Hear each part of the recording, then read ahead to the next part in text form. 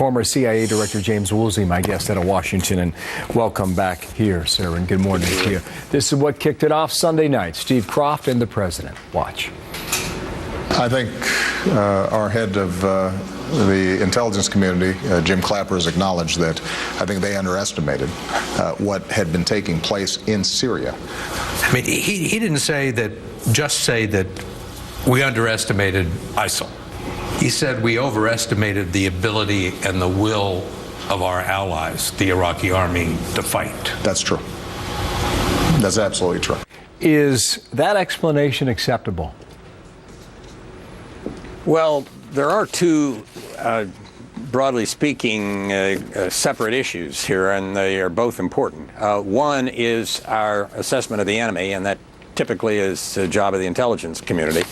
And if the president wasn't paying attention to that, then he was not doing his job. I know how the people feel who perhaps had their findings ignored when that little airplane crashed into the White House after I'd been in the CIA job for some months. The White House staff joke was, that must be Woolsey still trying to get an appointment with Clinton. So sometimes you don't get your ideas fully across because the president doesn't want to hear them. Now, President Clinton was a speed reader, and he would read all of the material, sometimes annotate it, that I would give to him. But he didn't like sitting down and having one-on-one or two-on-two meetings, at least with me.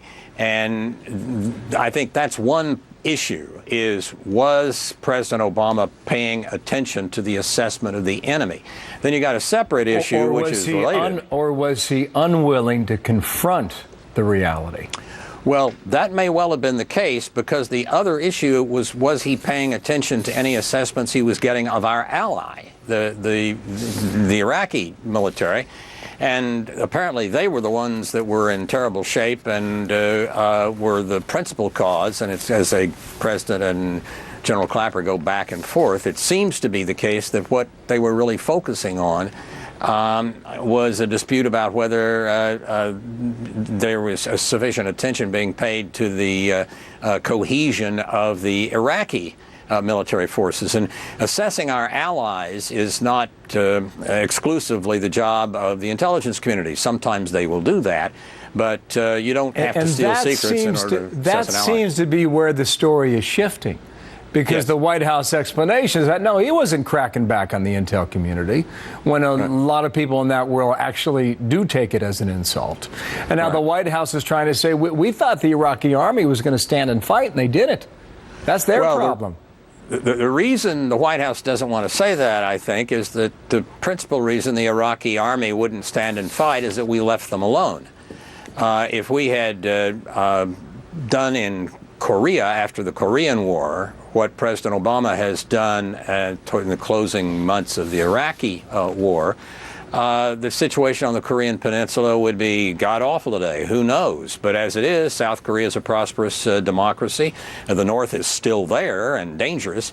But if we had left South Korea alone the way we left Iraq alone, we wouldn't have anything like the stability and peace in Northeast Asia that we have now. Ironic that we signed a deal with Afghanistan just today, signed and sealed in Kabul. There's a report out that suggests the president only attended 40%, 42% of his presidential daily briefings in his first term, and this point in his second term. Do you believe those numbers, and how would they arrive at that figure? Is that just based on the president's schedule day to day?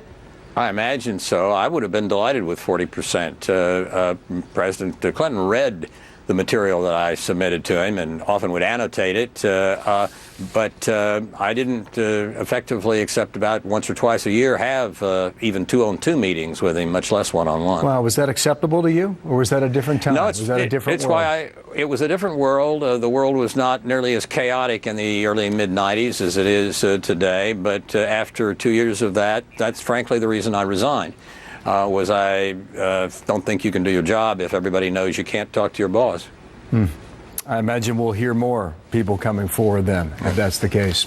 James Woolsey, we'll speak again, okay? We'll bring you back very soon. James Woolsey out of Washington today.